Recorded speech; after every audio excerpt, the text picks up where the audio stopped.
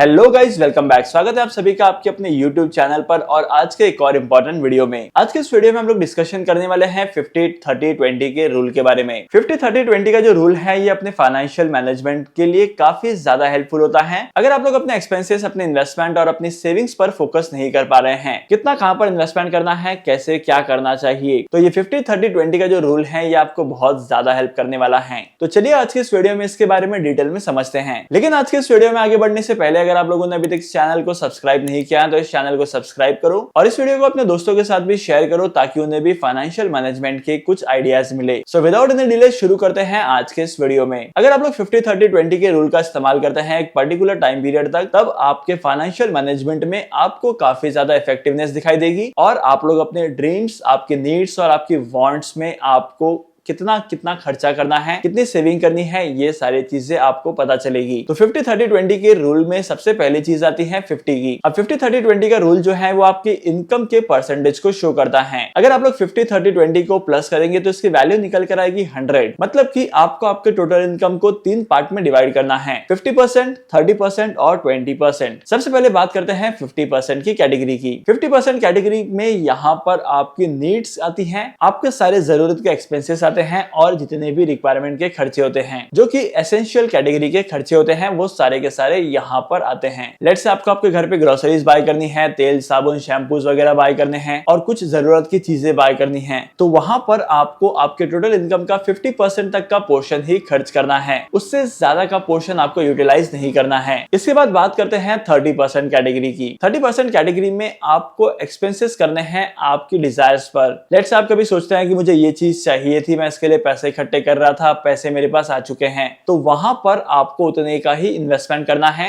तो इस कैटेगरी में आपको आपके टोटल इनकम का 30% का अमाउंट ही इन्वेस्ट करना है। नीड्स हो गई, डिजायर हो गई, अब बात आती है सेविंग्स एंड इन्वेस्टमेंट्स की। आपके टोटल इनकम का 20% के आसपास का अमाउंट आपको सेव करना ही है। अब सेव करने का मतलब ये नहीं है कि आपके टोटल इनकम का 20% का पोर्शन आपके सेविंग बैंक अकाउंट में रखा है। अब मेरे कहने का मतलब ये भी नहीं है कि सेविंग बैंक अकाउंट में पैसे रखना गलत है। एक पर्टिकुलर अमाउंट के ऊपर सेविंग बैंक अकाउंट में पैसा रखना वर्थलेस है और इसके बजाय आप लोग इन्वेस्टमेंट कर सकते हैं अलग अलग इन्वेस्टमेंट ऑप्शंस में, जहां पर आपको अट्रैक्टिव रिटर्न्स मिलेंगे, आपके प्रिंसिपल की सेफ्टी होगी और लॉन्ग टर्म पर्सपेक्टिव के हिसाब से आपको इस कैटेगरी में इन्वेस्टमेंट करना है। और अगर सारी चीजों को समराइज करें तो आपको आपके टोटल इनकम को 3 पार्ट में डिवाइड करना है, 50%, 30% और 20%। 50% का यूटिलाइजेशन करना है नीड्स पर, 30% का यूटिलाइजेशन करना है वांट्स यानी कि डिजायर्स पर और बाकी बचे 20% का इन्वेस्टमेंट आपको करना है। अगर आप लोग इस प्रिंसिपल को 5 ईयर तक या 3 ईयर तक फॉलो करते हैं और पर्टिकुलरली इसी मार्जिन पर स्टिक रहते हैं, मतलब कि 50-30-20 के पोर्शन पर स्टिक रहते हैं, तो आप लोगों की काफी ज्यादा सेविंग होगी, आपके फाइनेंसेस को मैनेज करने में आपको बहुत ज्यादा हेल्प मिलेगी और साथ ही साथ आपका इन्वेस्टमेंट का पोर्टफोलियो भी बन जाएगा जिस पर आपको अट्रैक्टिव रिटर्न्स कमाने को मिलेंगे। आई गेस आप लोगों ने कंपाउंडिंग के बारे में सुना होगा। अब जितना ज्यादा लंबे टाइम पीरियड के लिए इन्वेस्टमेंट करते हैं, जितना पहले इन्वेस्टमेंट करना स्टार्ट करते हैं, उतने ही ज्यादा रिटर्न्स आपको आपके इन्वेस्टमेंट के पोर्टफोलियो पर दिखाई देते हैं।